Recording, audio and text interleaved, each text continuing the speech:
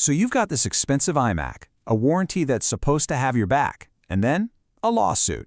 What happens when that warranty just doesn't come through? Well, we're about to break down a real-life case where one person decided to fight back.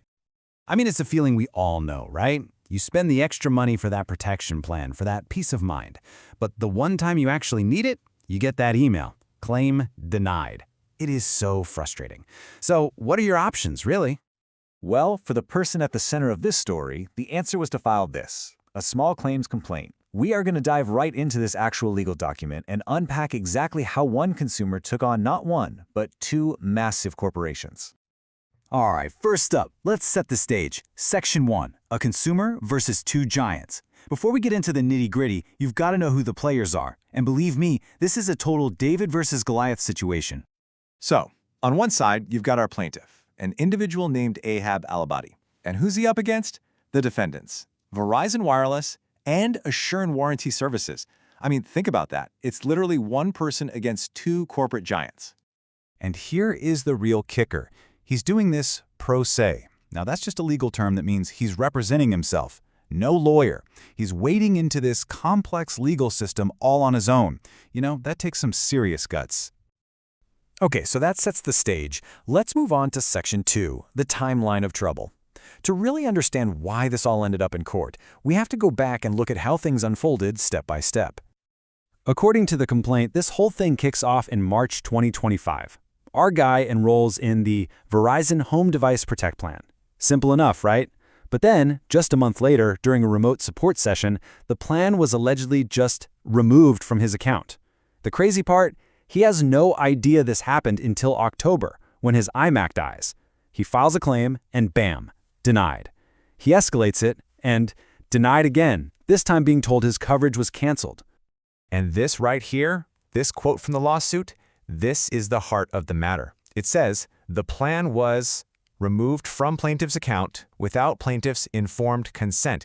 That's the key phrase. It's not just that he didn't know about it, he didn't agree to it. And you can see it right here in the document itself. This is pulled from the factual allegations section.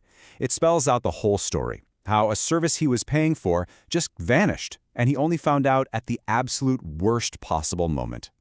So, we've got the timeline. We know what happened. Now let's get into Section 3, building the legal case. How do you take a really frustrating experience like that and turn it into something a court can actually rule on? Well, it's all about the legal claims. The entire lawsuit is built on three main legal arguments. In legal speak, they call them counts. So let's break down what each of these really means in plain English. First up, breach of contract. This one's pretty straightforward. It's basically the plaintiff saying, hey, we had a deal. I paid you for a protection plan. You took it away without my consent and then refused to honor it. You broke your promise. You broke the contract. Okay, the second claim takes it up a notch. This one is about Illinois consumer fraud. It's not just saying they broke a promise, it's alleging that the whole process was unfair and deceptive. That hiding the removal of the plan was a shady business practice, and that's bad for all consumers. And the third claim is unjust enrichment. This one's all about basic fairness, right? The argument is simple. The companies took his money, but they didn't provide the service he paid for when he needed it. So they were unjustly enriched. They got to keep the cash without holding up their end of the bargain. All right, so that's the case. But what's the goal here? That brings us to our final section, Section 4, the demand for justice. We know the story, we know the legal arguments, so what is he actually asking the court to do? The big number you see is $10,000. Now, that's not just some random number. That's the maximum you can sue for in small claims court in that jurisdiction. And that's probably exactly why this is a small claims case. It's way more accessible for a regular person, especially someone without a lawyer. But it's not as simple as just asking for a check.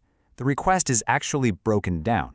You've got actual damages, which is basically the money to replace the iMac. Then there are court costs. And then there's this thing called punitive damages, which is extra money designed to punish the company and send a message so they don't do this to someone else. And again, this isn't just us guessing, it's all spelled out right here in the complaint, in a section called the Prayer for Relief. That's the official wish list, basically. It's where the rubber meets the road, and you see exactly what's on the line.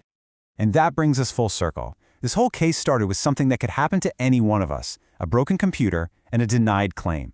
So after seeing this entire breakdown, you've really got to ask yourself, if this were your iMac and your warranty, what would you do?